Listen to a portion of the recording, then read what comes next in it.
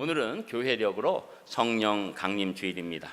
성령님께서 오순절에 마가의 다락방에서 120명의 성도들이 간절히 성령님께서 오심을 기도하고 있을 때 그들에게 충만히 임하신 것을 기념하는 절기가 되는 것이죠.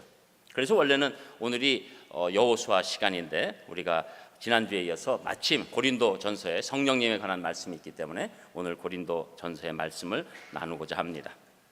사도 바울은 본문을 통해서 이제 성령님이 어떤 일을 하시는가, 하시는 일에 관해서 네 가지로 우리에게 설명을 해주고 있습니다.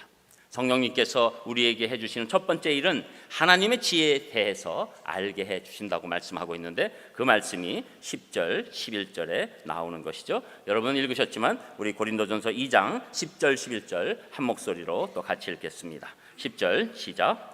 오직 하나님이 성령으로 이것을 우리에게 보이셨으니 성령은 모든 것 곧 하나님의 깊은 것까지도 통달하시느니라. 사람의 일을 사람의 속에 있는 영 외에 누가 알리요? 이와 같이 하나님의 일도 하나님의 영 외에는 아무도 알지 못하느니라. 아멘. 우리는 지난 시간 고린도 교회 여러 가지 문제 중에 하나인 그 분파 문제에 관해서 얘기를 했고, 그 분파 문제의 핵심은 사람을 높이는 데 있었던 것이죠. 그래서 교회 안에 사실은 훌륭한 사람이 있었어도 예수 그리스도의 중심이 되지 못하고 사람에 대해서 중심을 갖고 있을 때 그것이 사도 바울의 눈에 너무나도 안타깝게 보였던 것이죠. 고린도 교인들은 그 사람 중심으로 모였지만 사도 바울이 볼 때에는 이 그리스도의 몸된 교회에서는 오직 하나님 중심이어야 되고 세상적인 지혜로 세워진 것이 아니라 하나님의 지혜로 세워졌다. 그 복음을 통해서 세워졌다. 이렇게 확실히 믿고 있었던 것이죠. 그래서 이 사도 바울 말씀 가운데서 너희들이 아느냐?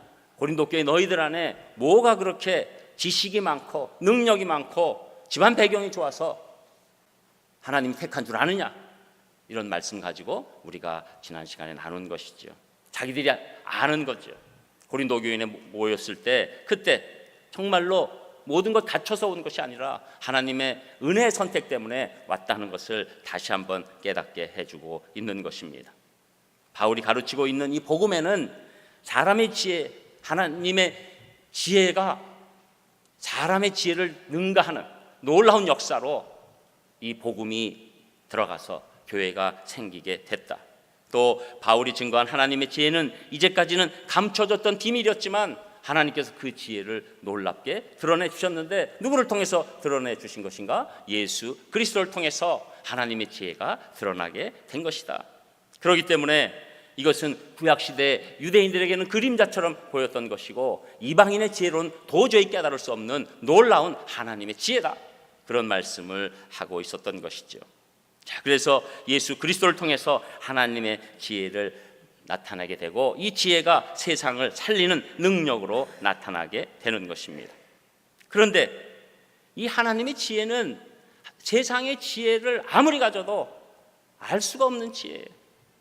오직 하나님의 성령님을 받은 자들만이 이 하나님의 지혜를 깨달을 수 있다는 것이죠. 왜냐하면 오늘 처음에 나오는 말씀처럼 이 성령님이 하나님의 깊은 것까지도 다 알고 계시다. 그래서 그 예를 들면서 사람의 일을 사람의 속 외에는 누가 아느냐? 우리는 그냥 이렇게 다녀도 내 이 속을 누가 알겠느냐? 또 좋을 때는 그냥 그런 얘기 안 하지만 분통 터질 때 이 내 속을 누가 알겠어? 그래서 특히 이렇게 가정 안에서 속상하게 하는 일이 있으면 이 속을 누가 알겠어?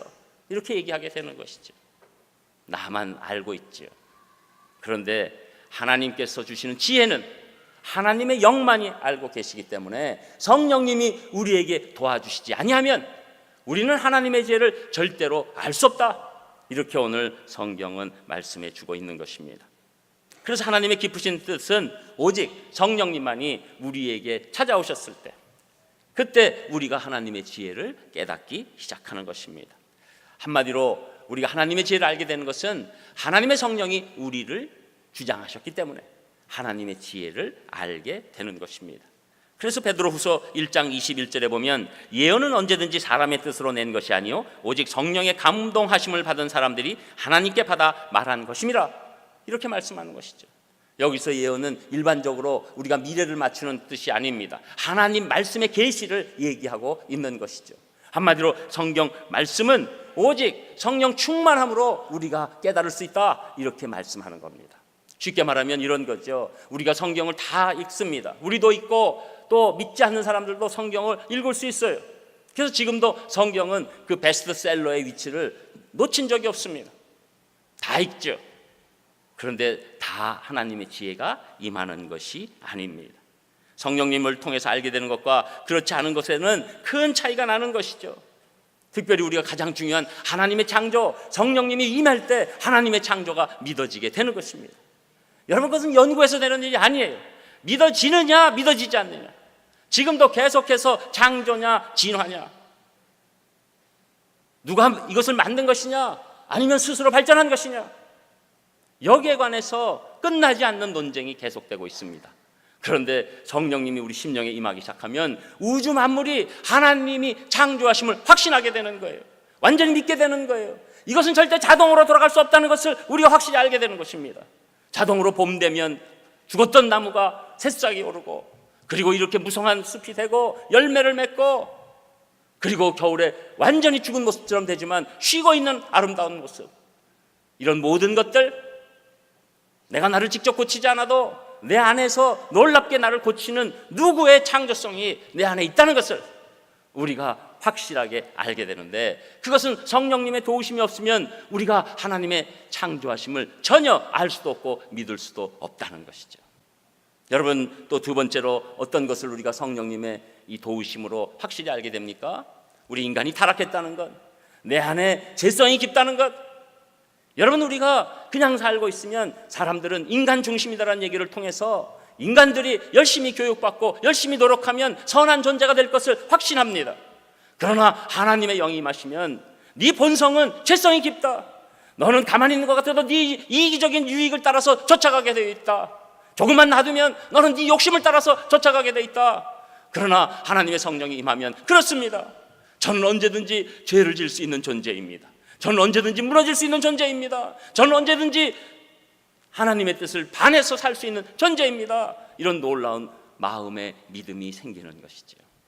그리고 성령님이 조명해 주시기 시작하면 이스라엘을 왜 선택하셨는지, 왜 제사의 방법이 있었는지, 속죄함의 길이 어떤 것인지, 그리고 메시아의 중요성이 어떤 것인지, 그리고 결국 예수 그리스도께서 이 땅에 사람의 옷을 입고 오신 것인지, 그리고 그분이 왜 십자가에 달리셨는지, 그리고 그분이 왜 부활하셨는지, 그리고 우리가 영원한 생명을 갖게 되는지, 같이 읽었다고 해서 이것이 다 오는 게 아닌 것이죠. 여러분, 오직 하나님의 이 놀라운 뜻은 성령님이 우리 심령에 놀랍게 밝혀주셨기 때문에 우리가 이것을 다 믿게 되는 줄 믿습니다. 여러분, 이것을 다 믿게 된다는 것은 우리에게 이미 하나님의 지혜가 임했다는 거예요. 저는 오늘 이 성령 강림절에 여러분 성령 충만하심으로 하나님의 지혜도 충만하신 분 되시기를 주님의 이름으로 축복합니다.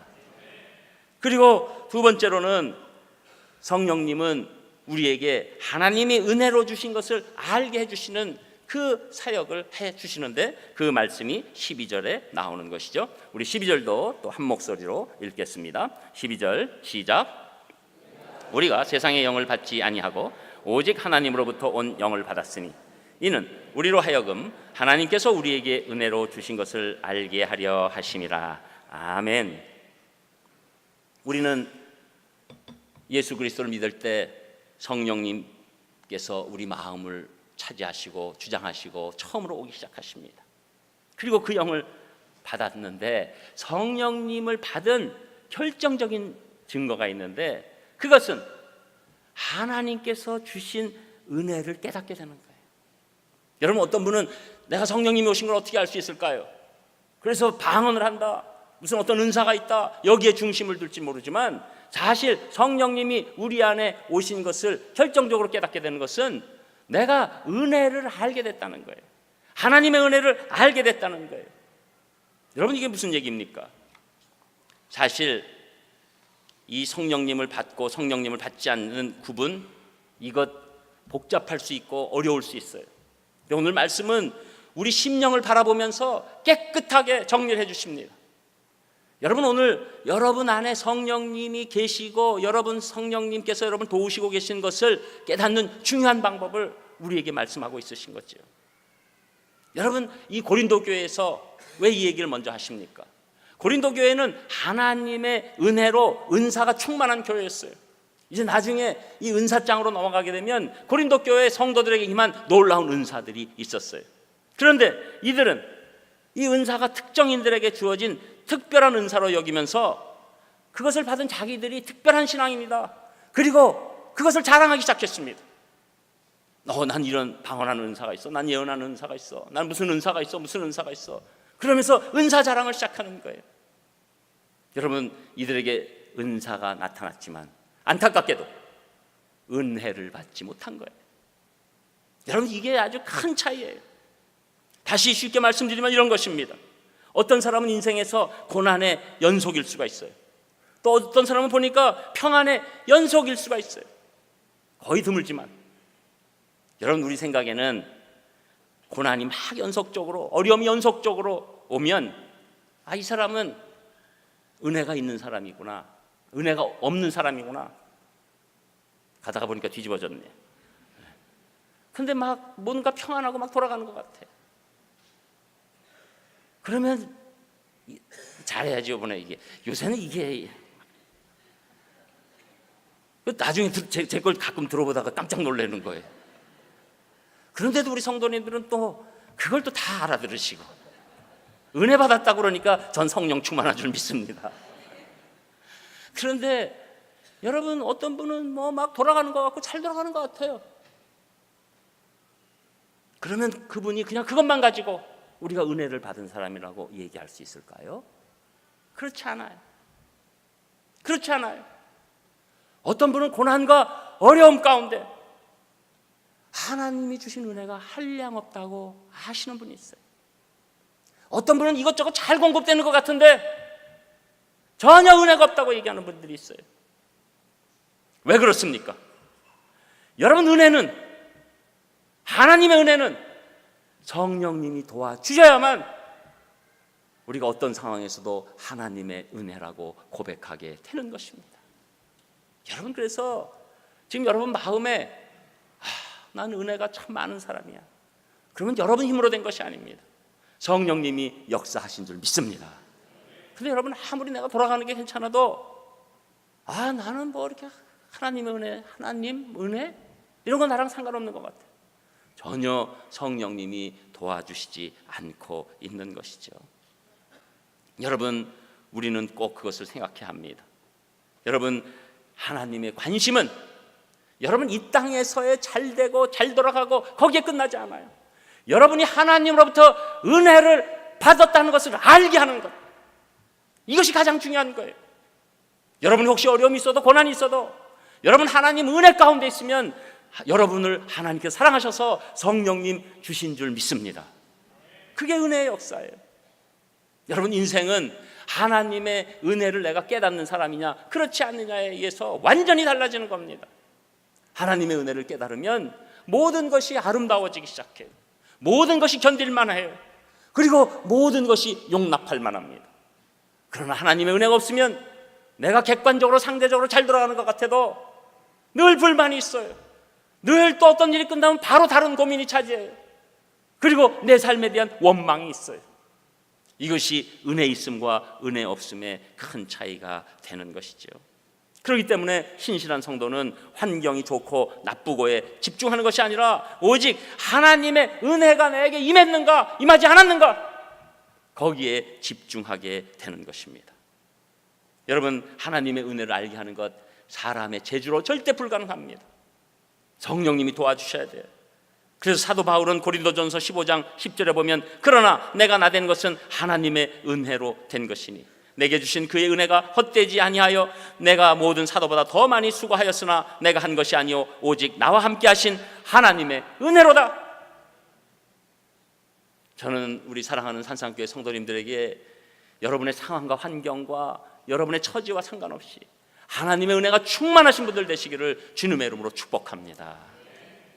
그리고 세 번째, 성령님이 우리에게 해주시는 일, 우리에게 영적 분별력을 주신다는 것이죠. 그 말씀이 13절, 14절에 나옵니다. 우리 두 절 또 함께 읽겠습니다. 13절 시작. 우리가 이것을 말하거니와 사람의 지혜가 가르친 말로 아니하고 오직 성령께서 가르치신 것으로 하니 영적인 일은 영적으로 분별하느니라. 육에 속한 사람은 하나님의 성령의 일들을 받지 아니하나니 이는 그것들이 그에게는 어리석게 보이며 또 그는 그것들을 알 수도 없나니 그러한 일은 영적으로 분별되기 때문이라. 아멘. 여러분, 성령님이 임한 사람의 가장 큰 특징은 영적 분별력이 생긴다는 거예요. 성령님이 임하신 자는 하나님의 선하시고 온전하시고 기뻐하신 뜻이 무엇인지 분별할 수 있다는 겁니다.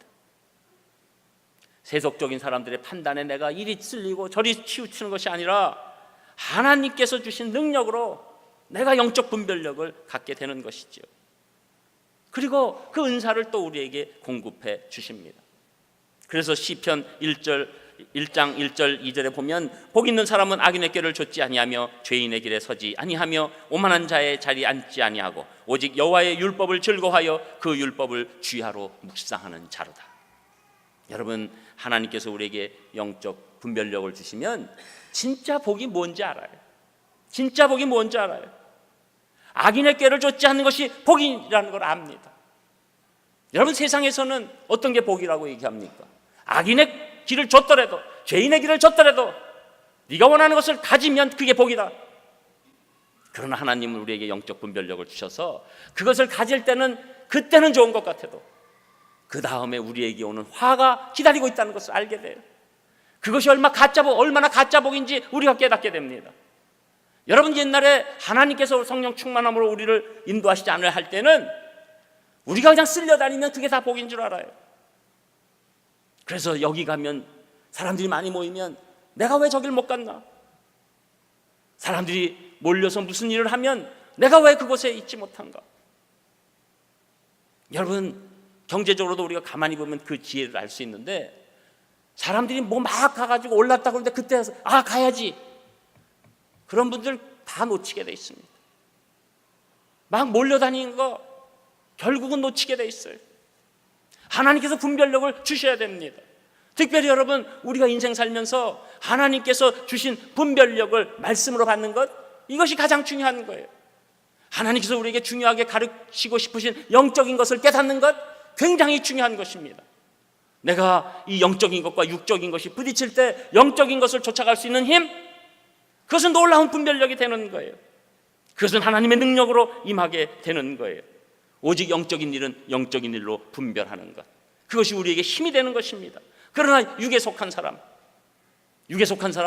여러분 두 가지로 볼 수 있죠. 아직 예수님을 믿지 않아서 전혀 영적인 것을 모르는 그런 사람이 한 부류고, 또 하나는 예수 그리스도를 믿어서 하나님의 놀라우신 은혜와 사랑과 성령님의 역사를 한번 맛보았으나 그 다음에 다시 세상 판단으로 모든 기준을 삼고 사는, 주일에는 교회 오고 또 여러 가지 신앙적인 모습을 있는 것 같은데 그 중심 가운데서는 모든 판단은 전부 다 육적으로 하는 사람들, 이것이 바로 육에 속한 사람이라고 얘기하게 되는 것이죠. 그런 사람들은 하나님께서 성령님으로 역사하시는 일을 받지 않아요. 교회에서 주신 말씀을 받지 아니하여 자기 힘으로 재단합니다. 내 시각에 이것은 맞고 이건 틀리고, 이것은 옳고 저것은 맞고 저것은 안 되고, 내가 여기서 취사 선택하는 거예요. 그래서 결국은 하나님의 일이라고 자기도 생각한지 모르지만 전혀 하나님 입장에서는 그건 하나님 일이 아니다, 그건 네 멋대로 한 것이다, 육에 속한 것이다, 이렇게 우리에게 말씀하시는 것 있는 거예요.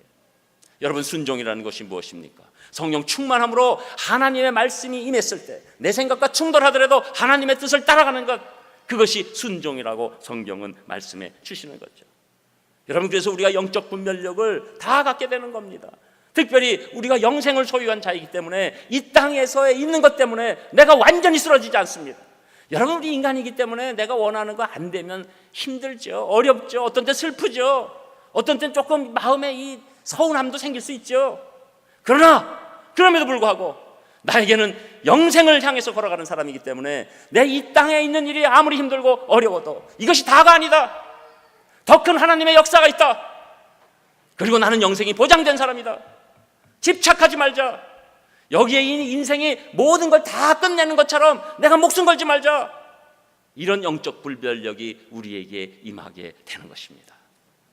저는 여러분 이 세상을 바라보고 모든 여러분 삶을 바라보실 때 하나님의 시각으로 영적 분별력이 충만하시기를 주님의 이름으로 축복합니다. 그런데 놀라운 것은 하나님이 영적인 일에만 분별력을 주시는 게 아니에요. 현실적인 일에도 성령님 통해서 놀라운 분별력을 우리에게 주신다는 거예요. 여러분, 그래서 로마서 8장 5절 6절에 보면 육신을 따르는 자는 육신의 일을, 영을 따르는 자는 영의 일을 생각하니 육신의 생각은 사망이요 영의 생각은 생명과 평안이니라. 여러분, 우리에게 성령님께서 우리 이 땅에 있는 현실적인 일도 우리가 결정하고 나기 전에 우리에게 놀랍게 생명력과 평강을 주시면서 그 결정을 하게 해 주신다는 거예요.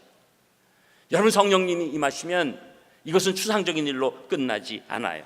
하나님께서 인도하시는 것을 우리가 체험할 수 있는 것입니다. 그래서 여러분 언제 성령님이 우리에게 분별력, 결정력을 주시는지 체험할 수 있냐면, 내가 시간이 정해져 있는 일을 향해서 이 판단을 하려고 걸어갈 때 확실하게 증거로 삼아 주십니다. 시한이 없는 일은 조금 어려워요. 그것은 조금 더 고급반입니다. 그러나 성령님의 중급반으로 들어가기 시작하면, 내가 만약에 입시가 있다, 시험 보는 일이 있다, 어떤 일이 있다, 중요한 시간을 앞두고 있는 일이 있어요. 그때 하나님께서 놀라운 분별력과 판단력을 허락해 주세요. 무엇으로? 여러분의 마음을 주장하심으로. 여러분, 성령 충만함의 놀라운 은혜예요. 그래서 내가 성령 충만함만 유지하고 있으면 내 중요한 일을 가서 그때 선택하게 될 때, 그때 여러분이 너무 눈을 막 뒤로 넘기면서 성령님 어디로 갈까요? 이러지 않으셔도 돼요. 막 부들부들 떨면서 이렇게 안 하셔도 돼요. 여러분 마음에 하나님께서 확실히 역사하셔서 제가 일로 가는 게 좋겠네요. 하나님 그러 하시죠. 저는 그걸로 가겠습니다 하는 강력한 주장함이 내 심령 안에 있다는 것을 알게 되는 것입니다. 여러분, 그때 우리는 평안함이 있어요. 저는 여러분 이 현실적인 일도 성령님의 역사가 일어나시기를 주님의 이름으로 축복합니다.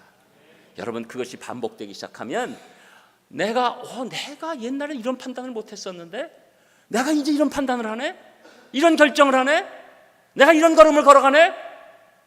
이런 놀라운 것을 현실에서 느낄 수 있는 거예요. 저는 여러분 기간이 분명히 정해진 것 있으면 오늘부터 성령님께 의지하시는 귀한 분들 되시기를 주님의 이름으로 축원합니다. 그리고 끝으로 성령님께서 우리에게 하시는 일은 예수님의 마음을 주신다는 것이죠. 그 말씀이 15절 16절에 나옵니다. 우리 15절 16절 또 같이 읽겠습니다. 시작. 신령한 자는 모든 것을 판단하나 자기는 아무에게도 판단을 받지 아니하느니라. 누가 주의 마음을 알아서 주를 가르치겠느냐. 그러나 우리가 그리스도의 마음을 가졌느니라. 아멘. 여러분, 벌써 신령한 자 그러니까 이거는 신비적으로 막 이렇게 될 것 같은 느낌이 오는데 절대 그렇지 않습니다. 여러분, 신령한 자라고 그러면 특별히 어떤 사람의 인생에 개인의 미래를 막 맞춰주고 막 이러는 게 신령한 자라고 생각하기 쉬우나 그건 절대 잘못 생각하는 겁니다. 신령한 자는 그 위에 있는 육적인 자와 반대되는 것이죠. 성령님의 인도하심을 따라서 판단하는 자가 신령한 자라고 얘기하는 것입니다. 그러니까 성령님의 판단이 있기 때문에 모든 것을 온전히 바라볼 수 있다는 거예요. 이것은 교만한 뜻이 아닙니다. 우리가 한번 성령님 의지하고 나아가게 되면 막 사람들 이렇게 꿰뚫어봐서 이 인간 이런 인간 저런 인간 이런 얘기가 아니에요. 우리가 성령 충만하게 되면 이 인생 돌아가는 것, 우리 모든 자연이 돌아가는 것, 세상이 돌아가는 것에 대해서 확실한 기준점이 우리 앞에 보이기 시작한다는 거예요.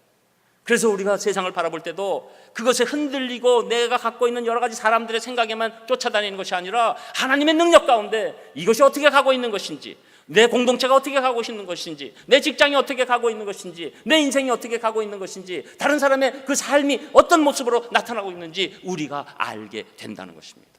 이것은 교만의 판단이 아니에요. 하나님의 그 놀라운 능력이 임하면 우리가 영적 눈이 띄어져서 그 사람의 아픔을 볼 수 있고 내 인생의 진정한 의미를 알 수 있는 놀라운 그런 뜻이 임하게 된다는 것이죠. 그러나 육적인 사람은 영적인 사람을 판단할 수 없다는 거예요. 무슨 얘기냐면 예수 그리스도를 아직도 믿지 못하거나 믿었어도 하나님의 뜻 안에 거하지 않으면 이 영적인 일의 판단력이 없기 때문에 도저히 이 판단이 온전한 판단이 되지 않는다는 것입니다. 그러니까 그 인생은 자꾸 엉키게 되는 거예요. 하나님의 뜻은 모든 것들을 끝까지 지켜나가시는 놀라운 하나님의 능력입니다. 여러분, 하나님의 말씀이 한번 임하기 시작하면 이 세상이 끝날 때까지 그 말씀은 꼭 지켜지게 돼 있습니다. 1.1핵도 거꾸러지지 않습니다. 하나님의 우리에게 주신 복음의 영생의 말씀은 우리를 끝까지 살리실 것입니다. 놀라운 뜻이 임하는 거예요. 그렇기 때문에 결국 어떤 판단도 우리를 정죄하지 못하게 되는 것이죠. 그런데 여러분, 여기서 더 나가서 신령한 자들, 영적인 사람들의 특징은 예수 그리스도의 마음이 온다는 거예요. 예수 그리스도의 마음이 우리 가운데 임하기 시작한다는 거예요. 옛날에는 사람을 이런 모양으로 판단하고 저런 모양으로 판단했어요. 그런데 예수님의 마음이 오기 시작하니까 긍휼함이 드러나는 거예요.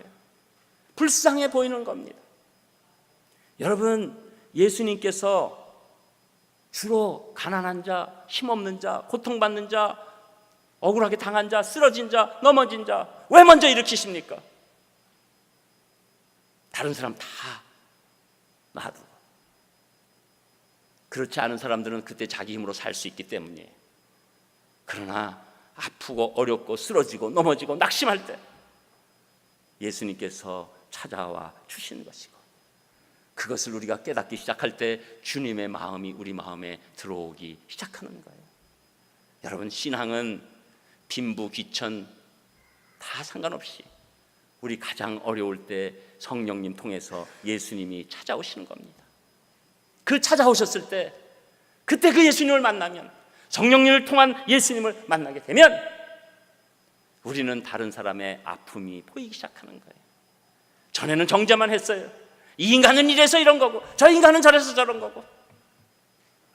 그런데 이제는 인간에서 사람이라는 단어로 바뀝니다. 여러분, 인간이라고 할 때는 별로 안 좋은 거잖아요. 아유, 저 인간. 가정에서 그렇게 서로 많이 하면 안 됩니다. 여러분, 사람의 마음이 알게 돼요. 아, 맞아. 저 사람이 저렇게 자라오고 이렇게 있고 이런 어려운 가운데 이런 게 생겼어. 그거를 놓칠 수가 없었지. 그리고 예수님의 마음으로 그 사람을 바라보게 됩니다. 내 가족을 먼저 바라보죠. 내 친척과 이웃을 바라보죠. 내 직장 동료를 바라보지요. 그런데 더 나가서 우리 민족 전체를 바라봅니다. 내 남쪽에 있는 민족만 바라보지 않고 북한 동포를 바라봅니다. 북한 동포만 바라보지 않고 온 세계까지도 바라보게 됩니다. 그게 주님의 마음이에요.